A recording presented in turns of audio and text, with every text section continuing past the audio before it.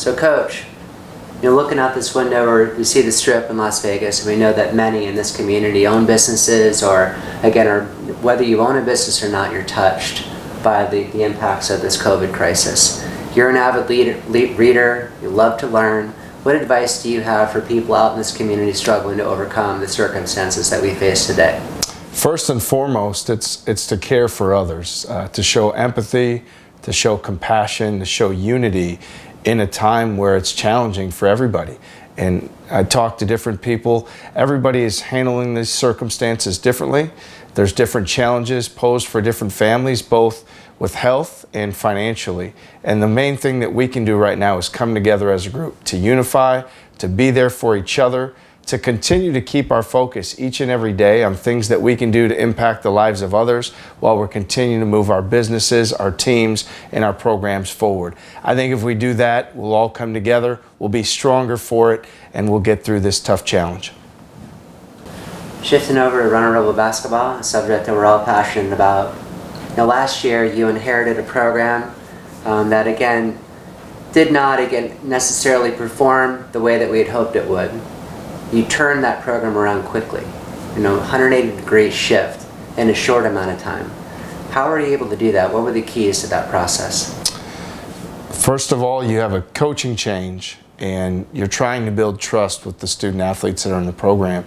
And as you're building that trust, you're going through these experiences together. They're learning about you, you're learning about them. And so over time, you're building that synergy and that trust. And what we found is that it didn't instantly click with everybody. There was certain players that are watching and evaluating to see if the things that you say and do are consistent on a daily basis. From our coaching staff, from myself, throughout our staff, it was our vision to be consistent every day, to be reliable, to care for our players, to challenge them, and to uphold the standard of the program.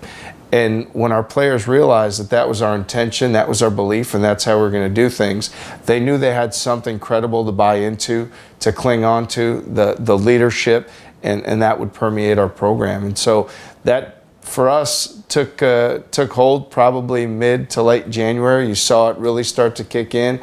I remember home games with New Mexico and San Jose where the tempo and the pace and the excitement in the gym really took over. Marvin Coleman has a triple-double. Bryce has a big scoring night. And then we really built on that. And those moments continued, and that confidence our guys had in each other continued to grow. And then you end up in San Diego with the opportunity to beat one of the top teams in the country, and our guys' togetherness and buy-in. So what we saw is that if you stay the course, if you're consistent, if you uphold that standard, you have your process in place, it will take over. And we're fortunate to have that happen this season. Last year, we all showed up at the Thomas and Mack one night and we saw 5 fresh faces in the starting lineup. Tell us a little bit about that decision, and kind of how it served as a catalyst for y'all. I take a great sense of pride in the position that I have as the head coach of this program. And it's not only a position that I have the opportunity to impact the lives of the young men in our program, but also this community. And I'm very familiar with how UNLV basketball has impacted this community as it's grown. And so it's my job to uphold that standard. I felt like we hit a point in the season, a rough patch, where everybody wasn't given the maximum effort. They weren't playing Runnin Rebel basketball with the passion, the enthusiasm, and the togetherness that we preach on a daily basis. And we decided that it was time to make changes. And we were going to set the bar, and didn't care what your talent and ability level was. We were going to play the 5 young men that played the hardest and with the most passion every time they took the floor. And I think once guys knew that it didn't matter how well even your shooting, passing, ball handling ability, if you rebound really hard, you defend really hard, and you play with an unrelenting passion, you were going to be on the court. And we made that shift in the starting lineup, and I think guys really responded to it, and we continued to take steps forward after that when they knew clearly this is the standard and we expect that you uphold it. When we played Utah State at home last year, it was like a totally different brand of basketball. The intensity, the energy on defense, again, something that we haven't seen in a long time. Did that decision, and again, the culture that you started to instill, really manifest itself at that time? It did. When we went to the Christmas break and you come back, it's unique in a basketball season because it's the only time where your team has 3 or 4 days away to kind of regroup, spend that time with their family and gather their thoughts. And we talked as a coaching staff that when we came back, that our emphasis on the defense, the intensity, and the rebounding, that we really had to have those be a point of emphasis in every drill, in every film session, in every workout and things that we did. And we knew that if we did that and if we could instill that mindset and mentality, especially at Thomas and Mack, that we could be successful. And that game was a culmination of the effort that we had talked about previously, the adjustments we had made at Christmas, and our guys coming out knowing it's a formidable opponent, a team that was an NCAA tournament team both last year and would have been again this year, and a team that's very well coached, and that we came out and really broke their spirit, broke their will by our defensive intensity and how hard we played. And I know the final score of the game, but I think the separation of how we outcompeted that night was great from start to finish, and I was really proud of our guys for taking that step. People talk about your offense, coach, and the scoring, and the three-point shooting and the excitement. How does your system align with the personnel you have coming in next year? Well, to your point, offensively and defensively, your system has to fit together, and it also has to coincide with the strengths of your personnel. And early in the season, I probably allowed a little bit more freedom as I was learning our players' strengths in terms of what we did in the half court. As the season progressed, we really placed a renewed emphasis on getting out in transition, getting up the court, advancing the basketball. As I'm saying this right now, I'm picturing Marvin Coleman hitting ahead to Bryce Hamilton and him making a move and getting to the basket, and that happened so many times. So it was really about every day in practice, working on playing with that speed, that pace, getting our guys to buy in. Look, if we get defensive stops, that allows us to get out and go and transition and play against a defense that's scrambling. And that's where our guys were at our best, and we really attacked the rim and got great three-point shots in those situations and found our identity in playing with that tough defense leading to that fast-paced transition offense. You've got a great group coming in, started with David Jenkins. Can't wait to see those guys hit the floor. We do get a lot of questions from fans, though, about that pipeline, that talent pipeline, and who do you have on the radar for the future to come in and wear Runnin Rebel Red? Can you talk a little bit about recruiting and how that's going and project out a little bit? As we look at the talent in our program, even when we came in at the onset, it's all about the program and building and having a sustainable program. We want to have here that year in and year out we can sustain success, that it's not predicated on one young man leaving or somebody that comes in is here for a year and departs.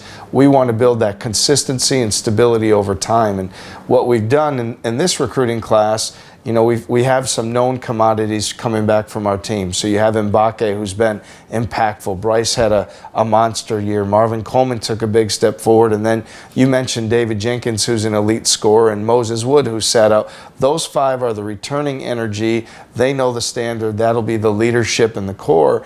And now we've gone out and we have 6 freshmen coming in, as well as 2 transfers, one from a junior college and one from Iowa State with Edo Delcadia and Caleb Grill, and the 6 freshmen. And so what we're trying to do is have a leadership group of older guys and a younger group that comes in that we can develop. We feel that the strength of our coaching staff is certainly going to be in developing that young talent.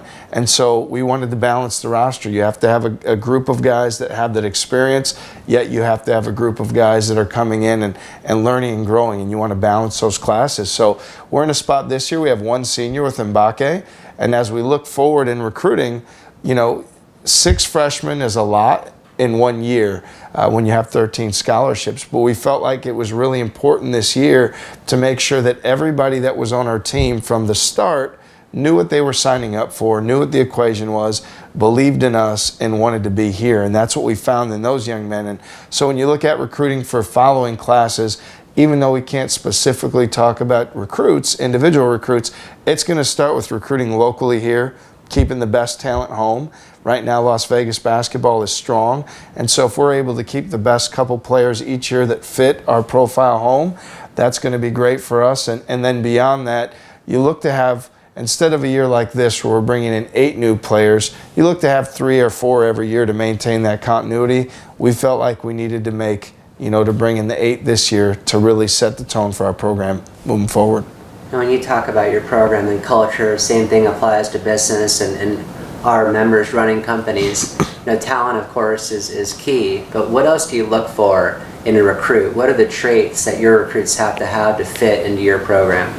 We like guys that have had to experience some adversity. We like guys that have gone through challenges and have come out better for it. I think that says a lot about character. It says a lot about their determination and their grit. And what we found is those are the traits that make teams and businesses and organizations the most successful. So that's really where we look to. And so character is a big piece. Passion. Love for the game, love to work at the game, enjoy the process. We spend a lot of hours together. This game is really important to me. It's taught me a lot of valuable life lessons. I hope to instill those same life lessons in the young men in our program. So having that opportunity to be out there every day with guys who love it, guys who want to continue to get better, that's so important. When you talk about skill level in basketball, once you get by the character things, we want guys that have a high IQ.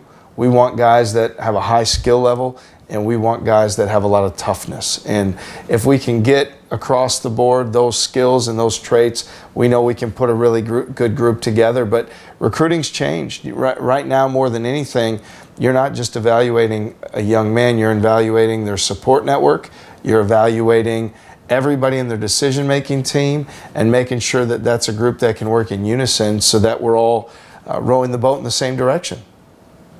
Awesome. Last one, Coach, and this is something that we've laughed about a little bit. Your wife, Allison, professional athlete, taller than both of us, right? So Yeah. we've got that in common. But what's it been like to, how has Allison had an impact on your life as a person and a coach? And what's that been like with her perspective coming from the professional ranks? Has it, again, assisted you as you've gone through your career?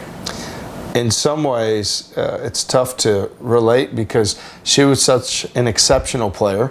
I wish I was. I was a wannabe. I was a gym rat. But she was a tremendous player, and I think what's been unique in our relationship is because of her experience as a student athlete and a professional athlete, she really understands the demands that come with this position. She understands the highs and lows, the ups and downs, and she's been a great balance for me in understanding that. Oddly enough, we don't talk about our team very often or watch film together on our team. I think we did that early in our relationship, and I probably was a little bit sensitive to some of the criticisms, so we've decided it's best for our overall relationship. We definitely watch a lot of basketball together, talk about the game, but specifically about our team, we kind of leave that to the side because as much as I want our team to get better, I don't want my marriage to get worse. So. Well, awesome, Coach. Great schedule next year. Great team coming in. Excitement couldn't be higher. So can't wait to get kicked off at Thomas and Mack. We'll see you there. Thank you, Coach. Thanks so much, John. Appreciate it.